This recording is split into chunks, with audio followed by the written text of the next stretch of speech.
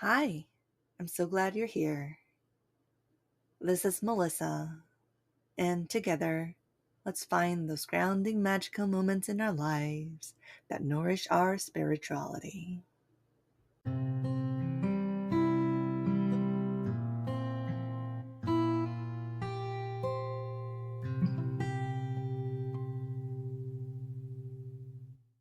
This is a special episode because I'm very happy to participate in the third edition of Podcasthon, which is for 1 week over 1,000 podcasts all over the world will highlight a charity of their choice.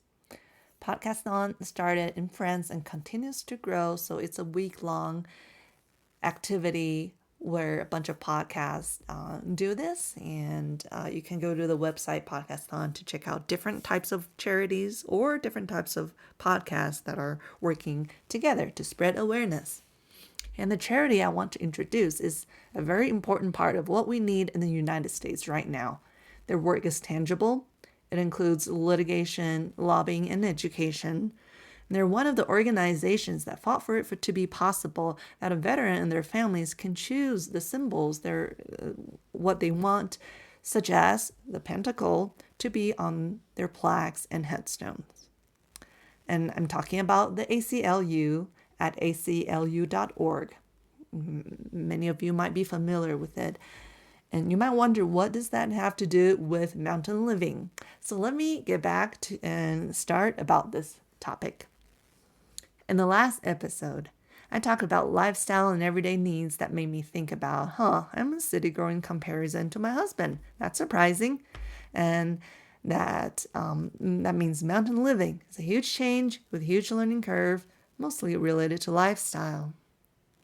But when I continue to dig deeper into my resistance, because when we're talking about looking at houses and stuff, it really puts attention on how clear what our bottom line is, all that. And so we had to dig deep on what we can accept, cannot, all that. And it's not like I can just say, I'm good with whatever. It needs to be a very deliberate yes or no for something, for such a big change in investment like that. And so one thing I found, more than lifestyle, there's a more emotional and identity type of reason, which is I was worried that I won't belong if I move to the mountains. And why is that? I don't know how you think about this. I kind of associate rural living with not only stereotypes like wariness of newcomers, wariness of new things, wariness of city folks, and their wastes and stuff, and everyone knowing everything about everyone, that kind of small town culture. Not only those, but also a lot of labor work and skills, like trade skills, like self-reliance, emergency response skills,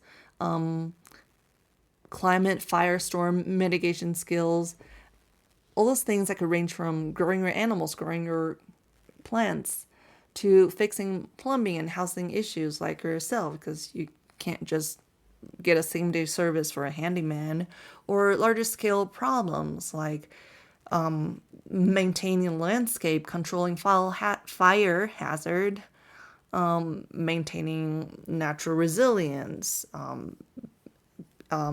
managing your space or land that is congruent with the ecology in your area, fixing roads, that kind of thing.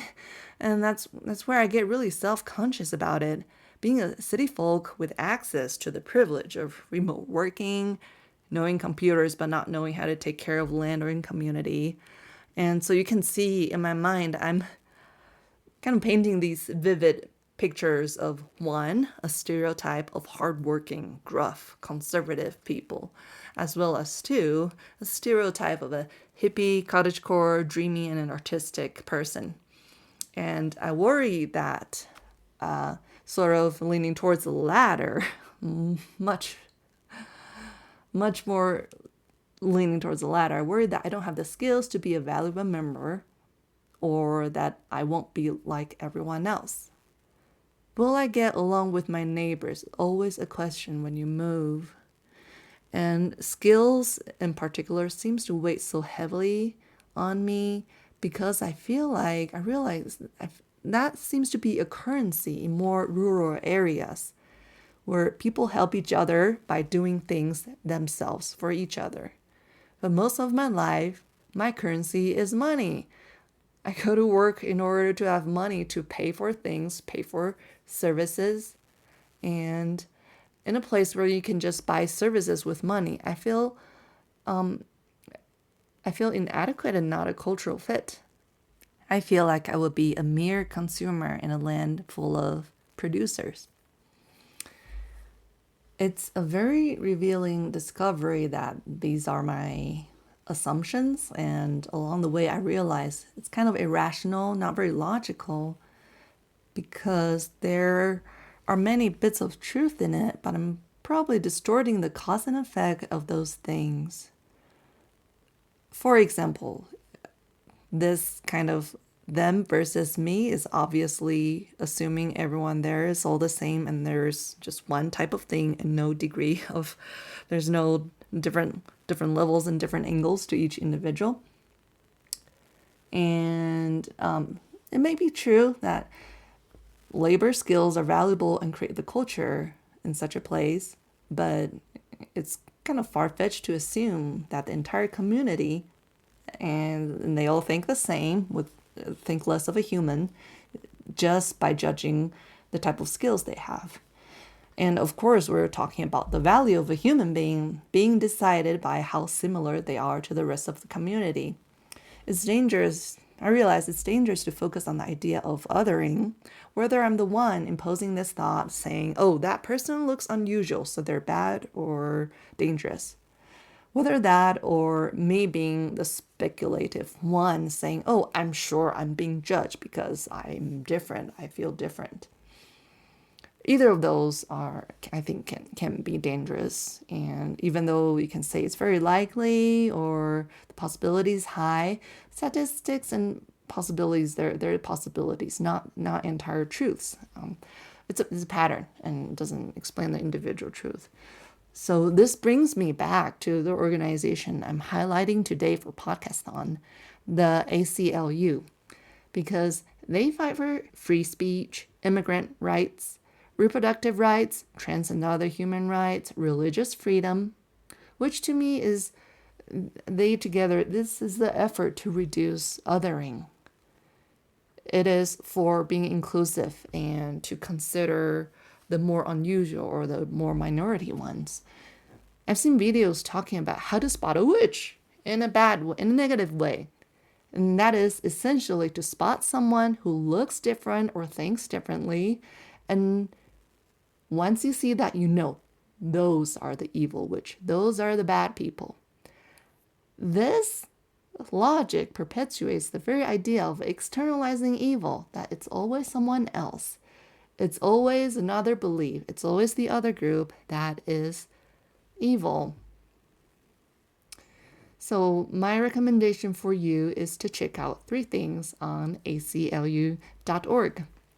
1, you can go to the list of the issues, many that kind of mentioned earlier. You can pick one you care about and check out the most recent court cases they've been on. Get a feel of it, see what they've been doing. It might be broader than you think. For example, on religious freedom, it's not a pro-pagan organization, but there are different types of work that they do to ensure that it's to argue for more inclusivity, for more freedom. Second, another thing you can do is go to the Take Action tab, because they got a nice design where you can choose how much time you have, and based on that, the website shows you different suggestions on what you can do to join in on the action to resist. Third, check out the shop. They have things like Get a Warrant t-shirts, Protect Trans Youth posters, and other things, and you can get copies of pocket-sized Constitution. Recently, Donald Trump signed the executive order to make English the official language, which kind of confused some people because is it not already so?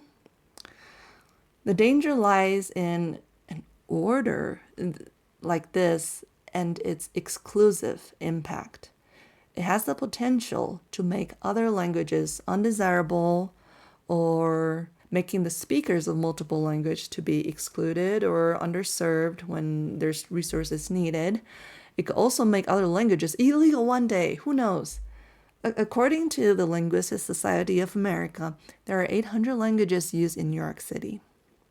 And that more than 80% of the world's countries are officially bilingual or multilingual.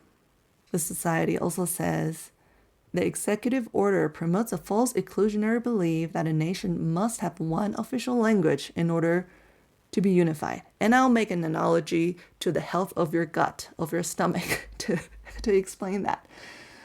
Their website also mentions that for neo-nationalist movements, the promotion of linguistic and cultural diversity is a threat. Diversity is a threat to the purity of a nation's people and identity. To me, I think, of course, this is very backwards and a desire to control and reduce the strength of society. I can't help but think of the documentary about gut health and microbial diversity. It's about having how we usually have a wide variety of microbes in our stomach. And when you feed your stomach the same thing over and over again, reduce nutrients, reduce kind of microbes, that kills the diversity of the microbes. They're used to the same thing. So the diversity goes down, the gut becomes less healthy, less resilient, easier to get sick, harder to recover. That is the danger of government trying to reduce and reduce and reduce until the people are so robbed that the government can now control how we talk and how we think. That's a scary cultural revolution. So my insecurity about not fitting in is a tiny example of just one person's life. But to me, to myself, that's the entirety of my life. So we can see this in both sides. We benefit so much from the standpoint of being inclusive compared to being exclusive. And that's sometimes the harder road to take. It could feel like you're wasting resources if you don't see immediate benefits. But here's my point, and go ahead, check out ACLU.org and donate if you can or shop if you like instead. So that's it, and this wraps up the special episode as part of Podcasthon. Feel free to visit podcasthon.org to discover tons of charities or podcasts that are promoting the causes that they stand for. And thank you for listening, and I'll see you in the next episode.